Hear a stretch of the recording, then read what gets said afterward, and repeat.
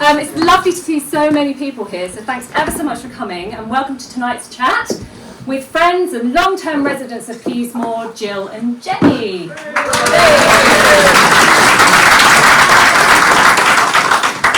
So for those who don't know, both were born and grew up in the village, attended Peasmore School, and have subsequently lived and worked here for over, Gill and nearly Jenny, 8 decades. Hence, we, the committee, thought it would be a great opportunity for us to listen in as they share their experiences and memories of Peasmore. Recall some of the local characters past and perhaps also present, so do watch out. And through a series of old photos, walk us through the village to hear how it has changed. So please do ask questions and chip in with your own stories as we delve down Peasmore memory lane. So, shall we start at the top of the village, ladies? Why not? So this is in the area known as Mel Green. I'll sit here. Oh. And this is where both, Mel Green, here we go. And this is where, in the February of 1939, Gill made her debut. Which was there. Yeah. Followed 8 years later by Jenny.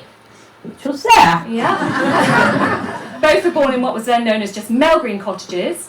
Gill in what is now numbered 1, then thatched, as shown in the photo, and Jenny in the bottom house, as we said, which is now converted into one house, Gill Palmer's, who is here tonight. Okay. Do you want to tell us a bit about the properties, ladies, and what it was like to live there? Well, I can remember it was jolly cold, especially in the winter. You scraped as much ice off the inside of the window as you did the outside. And the loo was right down the garden, nearly in Palmer Close. But we had it was a nice little house, and I was quite happy there. I went to the village school. We had, I don't know what you want me to tell you a bit more about the village. Yeah. There were about 45 houses, 18 of them were thatched, and we had the post office, and we had a Methodist chapel, which was just up the road by where Furlongs now is. Which there is a photograph at the back on the side if you'd like to look later. And then we had, of course, the pub, and round the corner from the pub we had the village shop run by Granny Jacobs. And out here we had a big garage, petrol pumps out there. And there were 3 ponds, one by the post office, one down there which is known as Mitchell's Pond, because apparently there was an old lady lived in a house opposite called Annie Mitchell years ago. And the other one was up the road by the church on the right hand side, which is now just a big piece of grass by Stable Cottage, which we loved skating on before we went to school. Oh. Right. Over to you, Claude. Right, well, living in there, I remember, the first things I remember really basically is having a bath in front of the open fire to keep warm. And then there were allotments here and allotments in Palmer Close, and everyone had allotments because they grew enough vegetables to last the whole winter long. And so I remember riding on my father's wheelbarrow, which was one like out of Peter Rabbit, the big wooden one with the potatoes underneath me. And so, the vegetables were very important. This was the forge and a working one there. So my brother and I spent a lot of time, because there was no health and safety in those days, so my brother and I spent a lot of time in the forge, and we were allowed to pump the bellows to keep it hot, and watching the horses being shod. And they quite often mended our little pedal car, which we broke often coming down the hill. So yes. So anyone got any thoughts other than that on that particular? Talking about the chap that ran the smithy, Mr. Print, going back when that was then, there was only about 3 cars in the village, and he bought himself a car to learn to drive, and he was coming down the road, and he stopped to speak to someone, and they said, "Oh, your door's open, Harry." "Yes, I know," he said, "I left it open because if I have an accident, I can jump out quick." And he always had a pig. He had a pig in the garden. He had a pigsty, and he used to keep a pig in there, which the chap that used to drive the van for Wally Shepherd, the bread man, Ted Cox, he used to come out and he used to get it killed, and then Ted used to take it up the barn at the manor, and I can see it now on a chain and pull it up, and then he used to butcher it for them. Actually, we also shared a pig with Bob Bolton. Bob Bolton. And I particularly remember seeing it hanging up and not being, because that was what life was like in those days. You saw dead animals because that's how we lived. And, you know, we also were given pheasants in the winter time to help with the rations and things that we needed. So, yeah. You ate what you could get, not what you wanted. Were people self-sufficient, Jenny, from the allotments?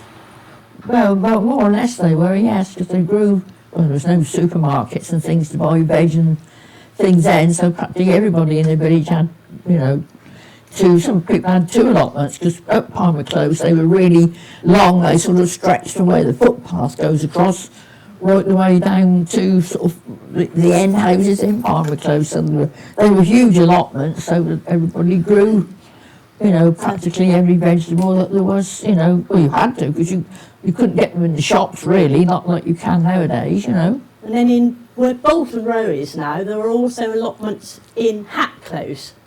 And they grew all their vegetables there. And also allotments for the thatched cottage, which I think you're going to see later, in front of what's now Manor Cottages, where Paul Bennett lives. Paul, you're here somewhere.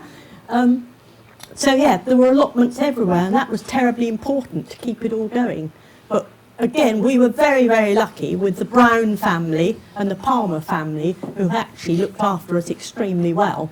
And we were always given turkey at Christmas by the Palmer family. The men got whiskey, and Mrs. Palmer gave the children and the wives presents, as did the Browns, who I used to be also allowed to go and play in the nursery on a huge rocking horse, because my granny and my mum had worked there previously. So we spent a lot of time in the lovely nursery at Peasemore House. This is well, actually years ago it was known as Mill Green, not Mel Green, but anyway, when they burnt down the top one and the bottom one, there was after it had been done up, and that is Mrs. Cripps, who lived in one of the houses, and it happened because there was a hedge that goes from number 3 right down, it went right down at the time to Palmer Close, and the chap that lived in Mel Close set fire to a shoebox in the garden. And when we'd had such a hot summer, the paper floated up onto the hedge, went right up the hedge, set fire to the cottages.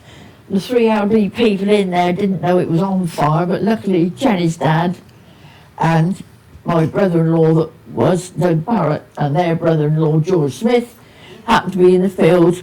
I can remember it. At the back. We were at Fairview. Yeah. And I can remember running in, Mum. They came down and went to the post box that was the letter, which was just inside by the post office, rang the fire brigade, and they got the 3, you know, the people out, and luckily no one was hurt, but it was very badly burnt. But And also the villagers very quickly arrived, and we formed a chain and got all their furniture out, literally, as it was burning. We all got the furniture out. There was a chain of us taking the furniture out before they all collapsed.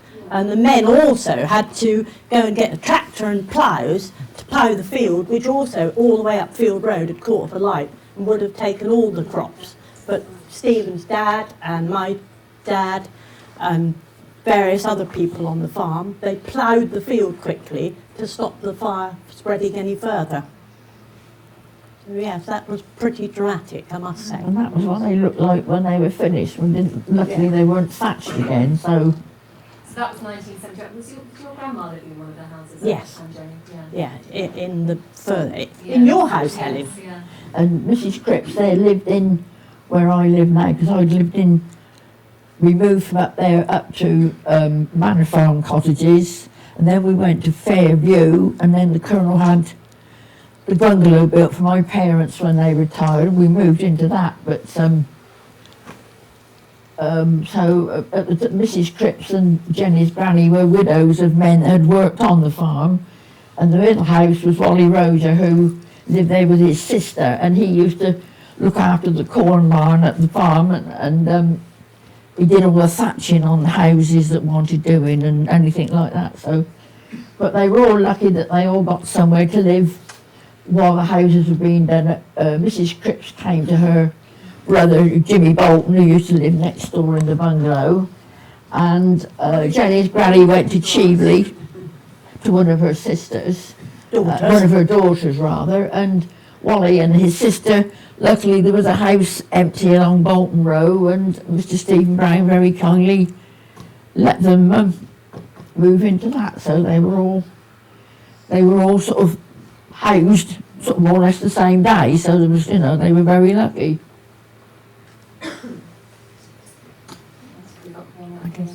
This is the pond you were talking about, Jill. Yeah, years ago I can remember seeing a postcard, and there wasn't even a wall round that.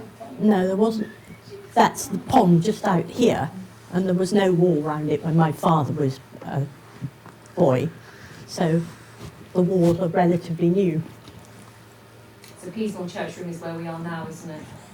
Yeah, yeah. But again, there was a fence all round the village hall, and also, of course, it was built for the church. It was called the church room, and that's why we've got the cross on the top, because it was really the church property in those days. And just behind here was all glebe land, which means it doesn't now, but belonged to the church.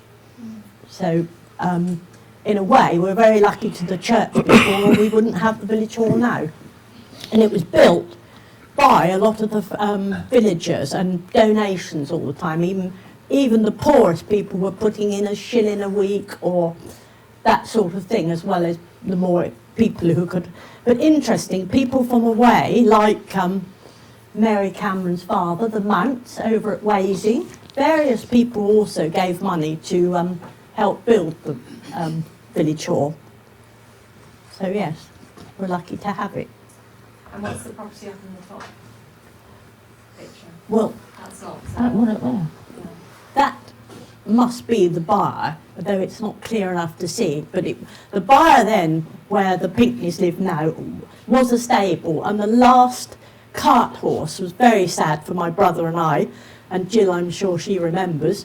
The very last cart horse got out one night, and over behind, I don't know if you all know where Penelope Enthoven lives, but behind, a long way over there, there's some houses that are fallen down now that belong to Duffield, but there's also a pond called Fish Pond, and this poor old horse ran away, and it's a very deep pond, and sadly the men found him drowned the next morning, and that was the last cart horse. But I do remember a cart horse round in the stables where Adrienne lives, and we used to ride on that when it came back from the fields. So. But that was a little bit before the poor old horse that drowned from the bar. So yes, I mean, and again, we had the most lovely childhood on the farm, because I say no health and safety, and we were allowed to ride on the baler. The baler things were small bales, and there was a sort of thing in the side where, as the thing got full up, you slid it off, and it was great fun for us to slide it off and slide off with it. So we had a wonderful childhood, really. Talking about the baling, when I worked on the farm, Colonel Parra said to me one day, "Can you go and help your Uncle Reg? He's baling up." He was on the field up behind the old post office. He said, "You drive the tractor?" And I said, "Well, I've never driven." "Oh, well, it'll be all right." He said, "You're on the field." So we set off.